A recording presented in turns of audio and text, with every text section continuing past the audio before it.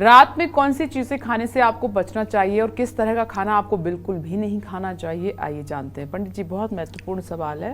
रात में हमें अक्सर अपनी सेहत का बहुत ध्यान रखना होता है। देखो, रात में भोजन के समय दही विशेष रूप से वर्जित करें, वरना बुद्धि का नाश होकर के अलक्ष्मी दोष लगता है। रात तमोगुणी है। तमोगुणी काल में अनिष्ट शक्तियां बहुत ज़्यादा संचार करती हैं। दही रजोगुणी है, इसलिए उसे रात में खाने से अनिष्ट शक्तियों से पीड़ा होने की आशंका बढ़ जाती है। और भी कई तरह का भोजन है जो आपको करने से बचना चाहिए, जैसे खट्टा हो चुका अन्न कभी भी नहीं खाना चाहिए। कुत्ते द्वारा स्पर्श किया गया, जिस घर में सूतक लगा हो, सूतक मतलब जिस घर में कोई स्त्री प्रसूति हुई हो और 10 दिन न बीता हो, जिस घर में कोई मृत हुआ हो, 12 दिन न बीता हो, या अपराध के द्वारा प्राप्त हुआ कोई अन्न, अपराधियों के द्वारा कमाया हुआ कोई अन्न, या पंछियों के द्वारा खाया हुआ अन्न का सेवन बिल्कुल नहीं करना चाहिए। जो लोग दूसरे का श्रम से बनाया गया भोजन निःशुल्क खाते हैं, उनको खाना खिलाने वाले व्यक्ति के कर्म का फल भी भोगना पड़ता है।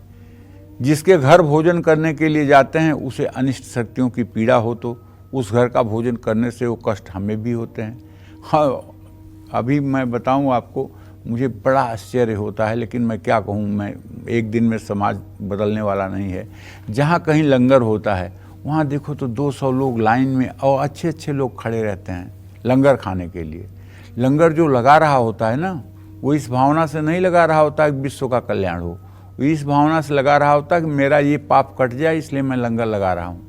और आप गृहस्थ हैं, आप कमाते हैं, आप वही लंगर का भोजन कर रहे हैं, तो आप तो पाप बांट ही रहे हो ना।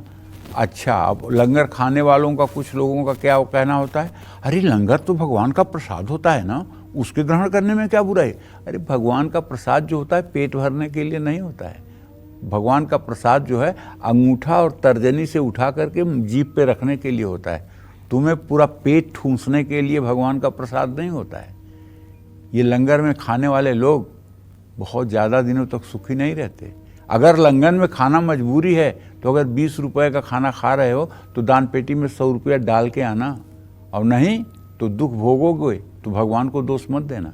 ऐसे में हमेशा कहीं भी भोजन करने जाएं तो हमेशा अन्न देवता को अन्न अर्पित करके ही खाएं। जय मां विंध्यवासिनी।